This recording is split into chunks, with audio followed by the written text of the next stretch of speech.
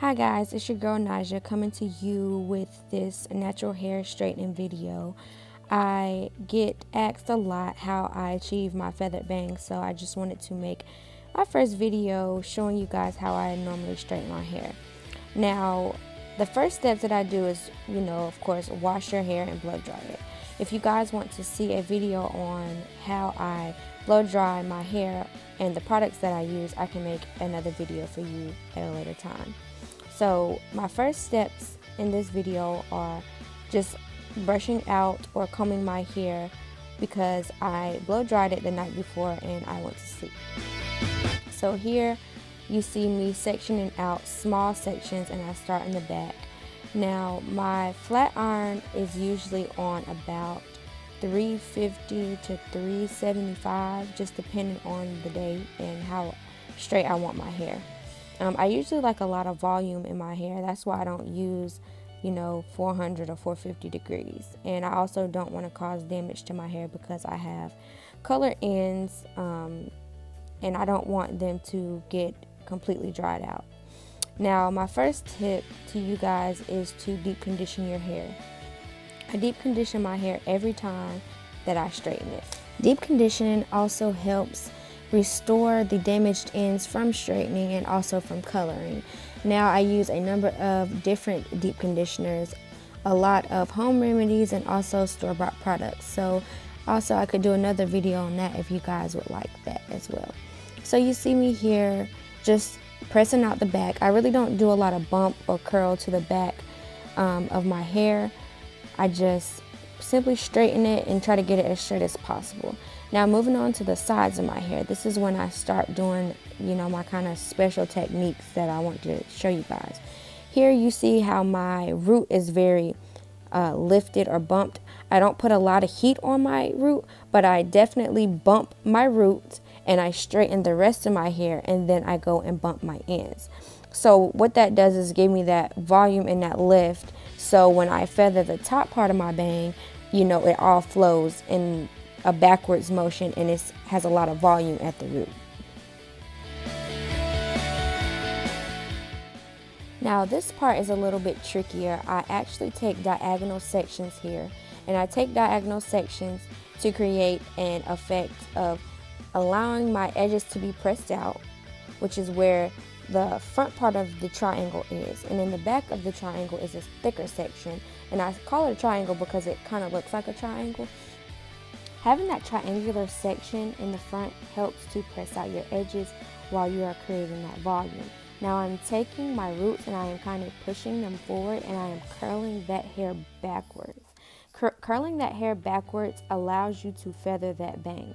Now at the bottom of my bang, which is the section that I'm working on now, it is the longer part of my bangs. So I take that curl and I kind of pull it and I push it backwards just so that curl won't set so tight. Now this second part is very crucial because this is not a triangular section. This is actually a straight part. It's about a 1-inch section.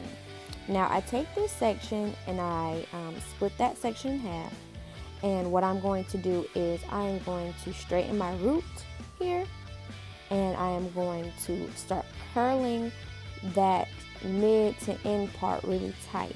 And I do that because I want a tight curl here. Also with the second section, I am making a tight curl here as well. Now you don't want to make the entire curl so tight. You just want to make really the ends, the tight part of the curl.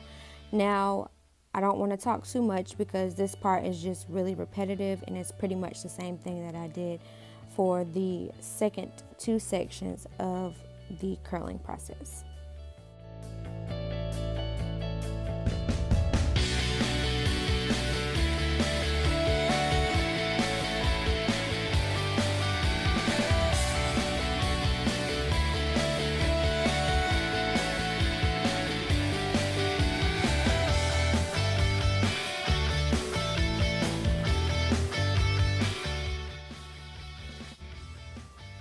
Now you see me here about to rake through my hair with my fingers, and I do this because I do not want those curls to set really tight. I want them to kind of flow backwards and to blend in with the rest of my hair, which is pretty straight. Now this is an important step here. I take another triangular section of my hair, and this is going to be the base of my volume in my hair. I kind of curl this part tight if you see that. And I do that because I really want that volume in this top part of my bang. As I go on, I keep taking triangular sections in the front of my hair, and I push that root up, and I really curl this part tight because I really want a lot of volume here.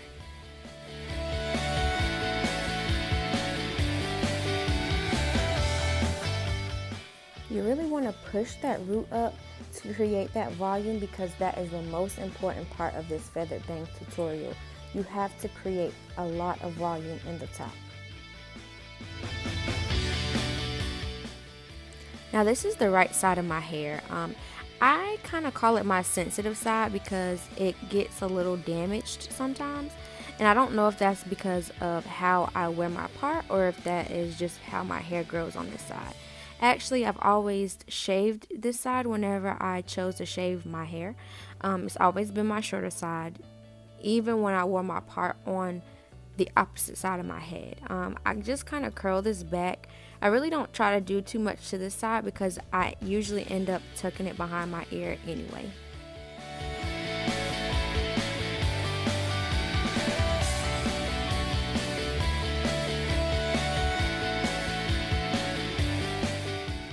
This is a very important step to me. I kind of push all my hair back and I kind of try to figure out where I want my part to be. I don't have a permanent part until I do this. I kind of just comb everything down, comb all the curl out so it won't be so tight, and I kind of feather it with my hand. This step is very important. I wouldn't comb your feathered bang back. I usually do it with my hand. Now, my hair was not laying like I wanted it to, so I kind of just curled it back on this right side and I tucked it behind my ear. Here you see I am pushing my bang forward and trying to feather it.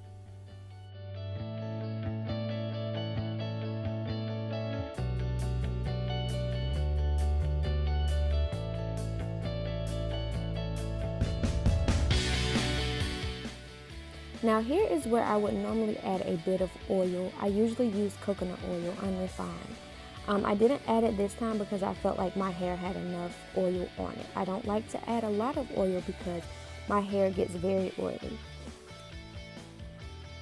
Now as you see in the back, I kind of need a trim, so don't mind that part.